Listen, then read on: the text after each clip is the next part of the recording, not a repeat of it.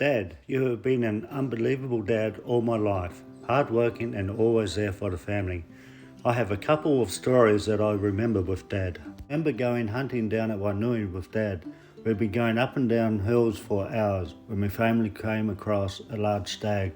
The only problem was, it was so far away you could hardly see it. Dad took his time adjusting the sights on his old 303 for the distance he estimated.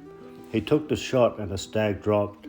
I think he surprised himself. We finally got to the stag. It was so big Dad cut the hind quarter off to carry out. I carried the velvet antlers. It was a good payday for Dad, or should I say Mum. Another story I have is when Brian and I were told to polish our shoes and get ready to go to church by Mum. We didn't, of course. We had better things to do. Well, Dad came home after his morning rounds before the animals and wasn't impressed that we were not ready for church.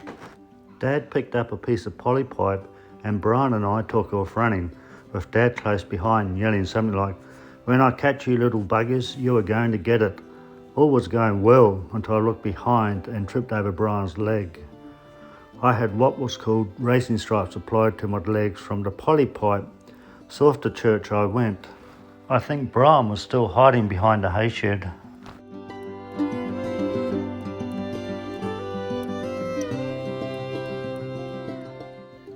Although I left New Zealand in 1979 and came to Australia, I always loved going back to New Zealand and visiting Dad, Mum and the family.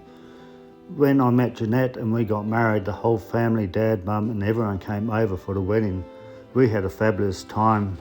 Once the grandchildren came along, Dad was always there for them and the boys adored him.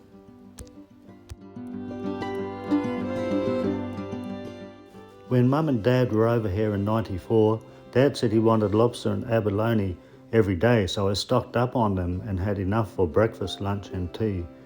After about a week he said, "Can we have steak tonight?" I said, "Of course we can." He was back on the lobsters the very next day.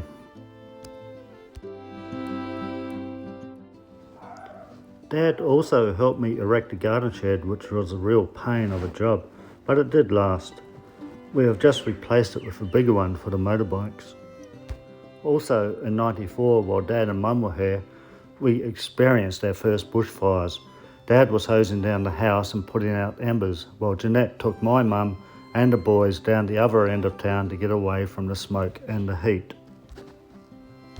Our highlight over the years was when we had a family holiday in New Zealand. We had the best time. Dad, Papa Joe, you are going to be missed and we will love you forever. Joe, you have been a great father-in-law.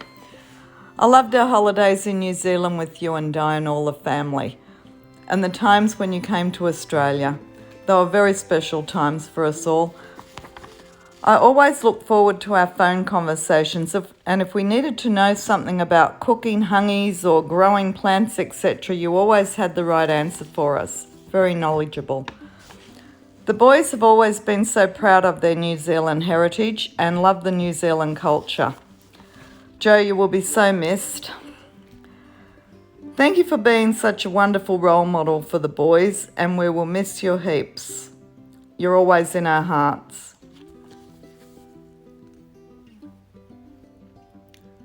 Papa Joe, I'm so glad we got to chat with you the other week. It was a very special phone call. I remember visiting you and Nanny Noodle in Foxton. We cooked the hungy and it didn't turn out very well. It was a bit burnt, there was nothing left. So we ended up having fish and chips, which we loved. I'm glad you got to see my new moku, which represents you and the Maori side of the family. My new wife Emma would have loved to have met you and Nanny Noodle. I will fill her in on all our good memories of you both. You'll always be in our hearts. We will miss you dearly. Love, Hayden. Hey Papa Joe, I'm going to miss you. I know you're up there with Diane looking over us with a big smile on your face.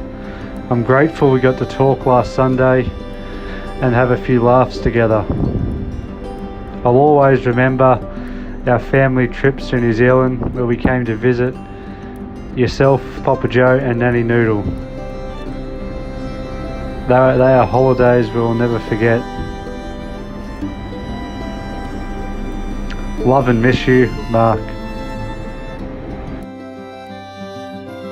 Papa Joe. You were such a caring, hard-working person with a great sense of humour. To me, you personified hard work and what it meant to have a strong work ethic. But I think a day went by where you would complain about what simply had to be done.